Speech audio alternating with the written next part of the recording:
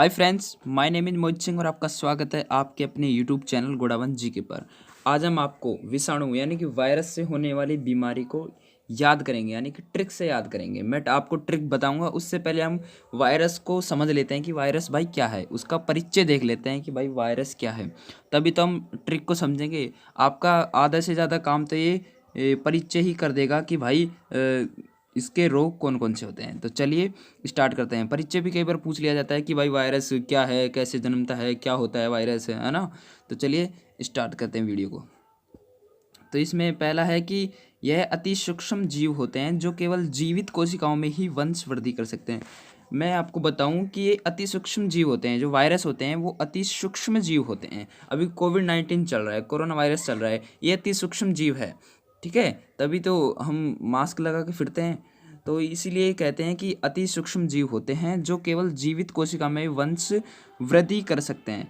ये जीवित कोशिका में ही अपना वंश वृद्धि कर सकते हैं, यानी कि हम जीवित कोशिकाएं, अपन जीवित कोशिकाएं, अपन के अंदर ही जाकर ये विषाणु वायरस अपना वंश वृद्धि करते हैं, यानी कि 1 से 2, 2 से 4, 4 से 8, 8 से 16 हो जाते हैं, ठीक है।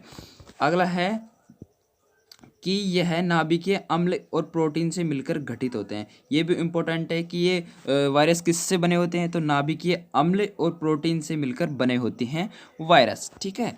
चलिए अगला है कि शरीर के बाहर तो ये मृत समान होते हैं परंतु शरीर के अंदर जीवित हो जाते हैं। अगर कोई जीवित शरीर है, अपना ही शरीर मान लीजिए, अगर ये शरीर के बाहर होंगे तो ये सैकड़ों वर्षों तक मृत समान हो गए, यानी कि ऐसा लगता है कि मरे हुए हैं। लेकिन लेकिन इनको जब जीवित सजीव दिखता है, तो जीवित शरीर दिखता है, उसके अंदर ये जाते हैं तो ये तुरंत जीवित हो जाते हैं, ठीक है। ये बात है। तो अगला है कि यह सैकड़ों वर्षों तक सुषुप्त अवस्था में रह सकते हैं, यानी कि जो वायरस होते हैं वो सैकड़ों वर्षों तक सुषुप्त अवस्था में रह सकते हैं, ठीक है। यानी कि निष्क्रिय अवस्था में रह सकते हैं। सुषुप्त अवस्था का मतलब होता है निष्क्रिय अवस्था में रह सकते हैं, ठीक है। चलिए अगला है कि एक बार जब विषाणु जीवित कोशिका में प्रवेश कर जाता है, वह कोशिका के मूल यानी कि आरएनए डीएनए की जेनेटिक संरचना को अपनी जेनेटिक सूचना में बदल देता है और संक्रमित कोशिका अपने जैसी संक्रमित कोशिकाओं का पुनरुत्पादन कर देती है। यानी कि एक बार वायरस किसी भी कोशिका में प्रवेश कर जाता है ना, तब वो वायरस क्या करता है, उसके जो कोशिका के अंदर जो मूल डीएनए आरएनए है, उन जेनेटिक संरचनाओं को जो अपनी जेनेटिक संरचना है उसमें बदल देता है, यानी कि परिवर्तित कर देता है।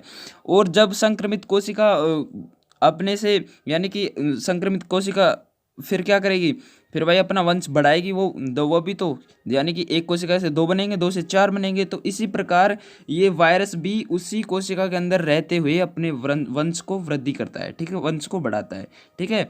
इसी से ही संक्रमित कोशिका पुनरुत्पादन करती है और विषाणु भी बढ़ता जाता है, और इसी से ही फिर बाद में जाकर एक ऐसी स्थिति आती है जब वायरस का प्रकोप हो जाता है, और फिर वो जो जीवित कोशिका है उसको संक्रमित कर देता है, और फिर तो फिर डेथ है फिर तो, है ना, फिर वो मर जाता है, ठीक है।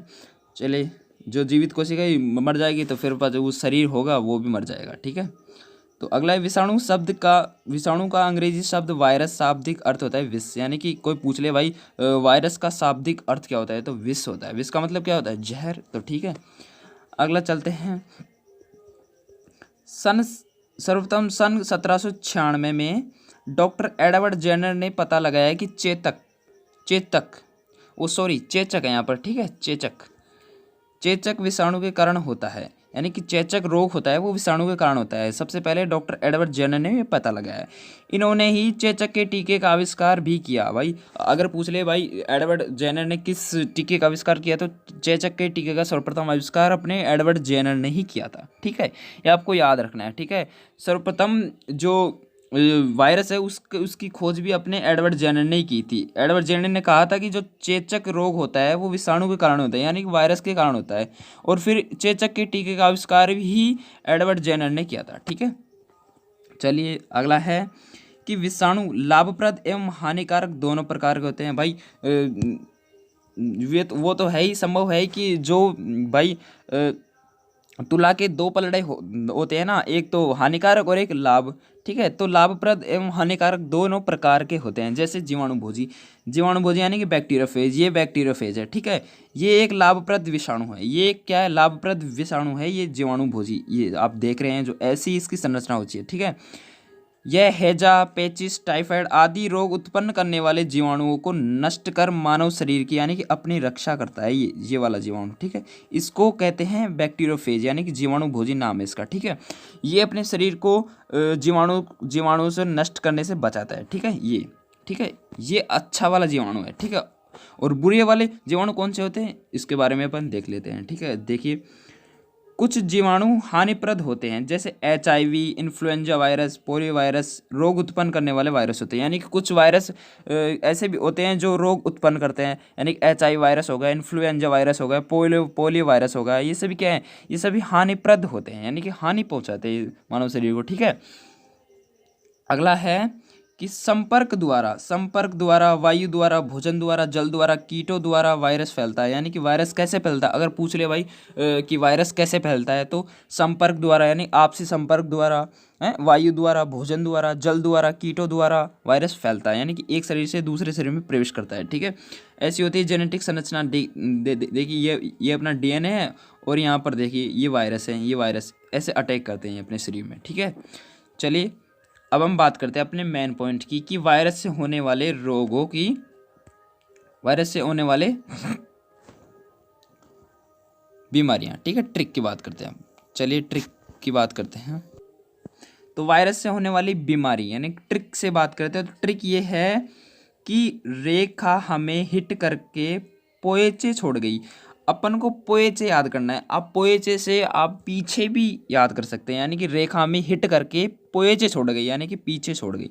ठीक है, अपन कैसे याद करेंगे भाई? देखिए, ये अपनी ट्रिक है। ट्रिक का नाम है कि रेखा हमें हिट करके पोएचे छोड़ गई। अपन को पोएचे ही याद रखना है भाई, रेखा हमें हिट करके पोएचे छोड़ गई। देखिए कैसे, रे से होता है, रे से अपन याद रखेंगे रेबीज। ठीक है, और खा से हम याद रखेंगे खसरा।